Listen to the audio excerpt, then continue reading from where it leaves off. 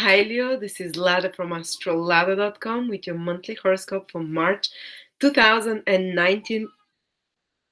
And before I start, just to tell you what's new, I have for you for March 2018 a 250 pages of sign by sign presentation, written one. So if you prefer to know everything day by day, what's happening in the sky, how it influences each of the 12 signs with lots of tables using ancient and modern astrology, you can check out this project. It's just $7.99 and it's one of the most beautiful and most useful and quality projects we've ever created, and together with my teacher. So it's quite cheap as well. Check it out. And also, I'm doing a webinar with Victor. Uh, uh, it's a phenomenal astrologer that I've been saying in every video that I get 10 emails per day by clients who are saying, this person is unreal. How can he know those things about me? How can he see things in the past and predict those things? It's exactly what's happening. How is he doing that? And he said he uses a very simple technique and he wants to teach it to us. It's using profections and solar return charts. You need to know some foundational astrology, but if you want to join us, it's 30% off till the 2nd of March. So, wow, I'm super excited. I want to incorporate that in my predictive techniques. And also, if you want to know your own personal transits, there is the transit calendar that I've created for you over 4 years of hard work. It's my baby work of love. There's nothing like that online anywhere in the world, not for free, for sure. And you get 7 days ahead for free. If you want, you can open a year ahead or something.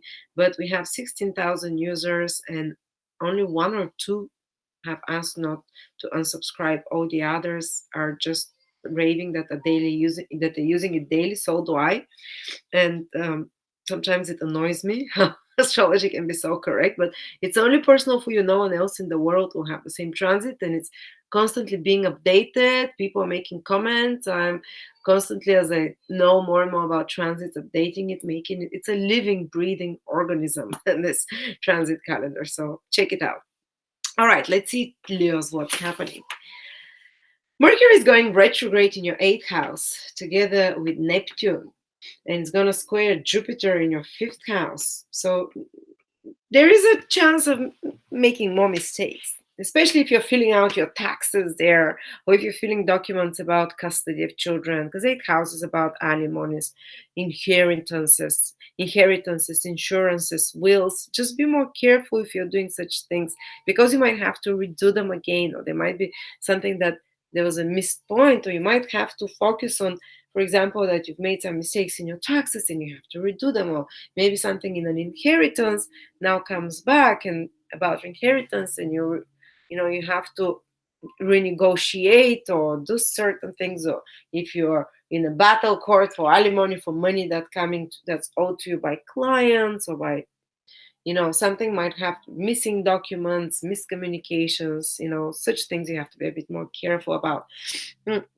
On Also, eighth house is partners resources, so there might be some expenses that are coming to a partner in regards to that. And those expenses will usually come because these are your mutual resources with your partner. There might be some expenses because of children, Jupiter square in the fifth house, because of recreational activities, and that you have to reevaluate your budget together with your partner, personal business, because you spend too much on entertainment, or you spend too much on fun, or on some holiday, and because of that you have to tweak some things, fix some things, or maybe your kid needs money for a holiday or something, some expense, and you're like, okay, we have to adjust now, our finances because of these expenses that are coming in regards to our children, or in regards to our love life, or if you're not married, it might be business, it might be investments or resources that come to you from clients, or resources that are in the company.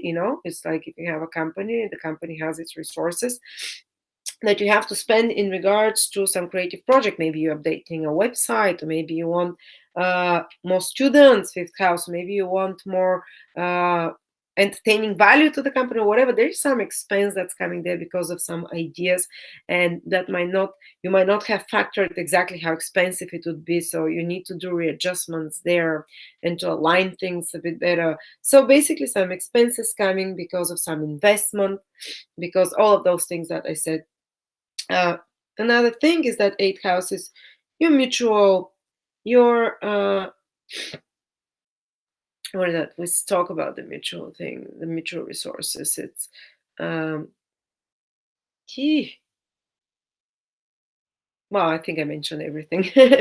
uh, it's also be careful not to be misled by someone in regards to your finances. There is an opportunity, someone wants to show it might present something in a much better light and that kind of, or if there's some investment you have to make, new investment for example, be cautious, don't do it now in March.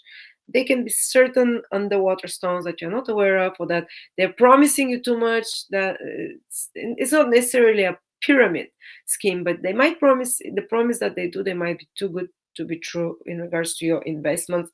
uh, but again, you might have some expenses that are unavoidable, connected either to that you spend on pleasures, on entertainment, on some creative project, on some hobby, on some uh, business as well, because fifth house is connected one of the houses of business.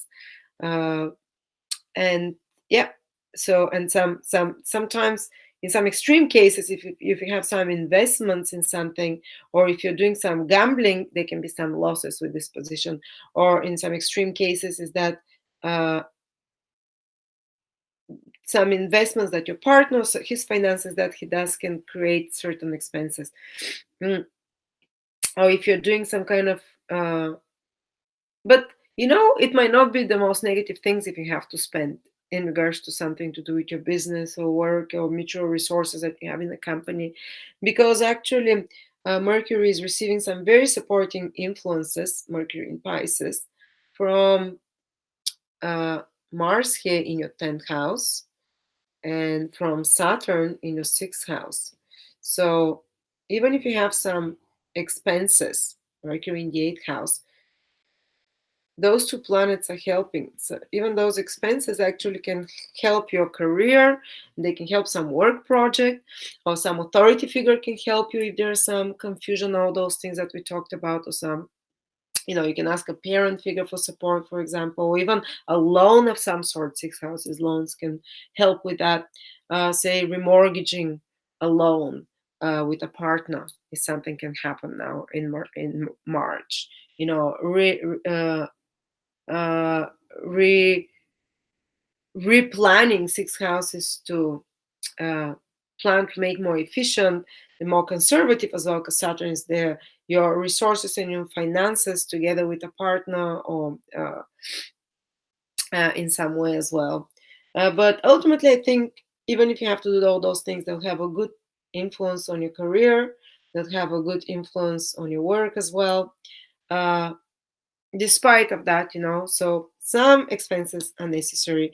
And by the way, Mercury manifests really well when it's and Jupiter when they aspect the mutable signs. This is an ancient rule, I'm not going to go into that, but it's like a triple activating power. So even though there will be some expenses, money is coming in as well, because they activate the second, the 11th, and the fifth house, which are financial, and the eighth, financial access. So there's like a triple manifesting power with resources and finances, plus triple manifesting power. Yes, you might have to sort out and work with a bit more effort on insurances, inheritances, mutual resources with partners, but it gives good results at the end. It manifests materially. So resources come to you from others as well.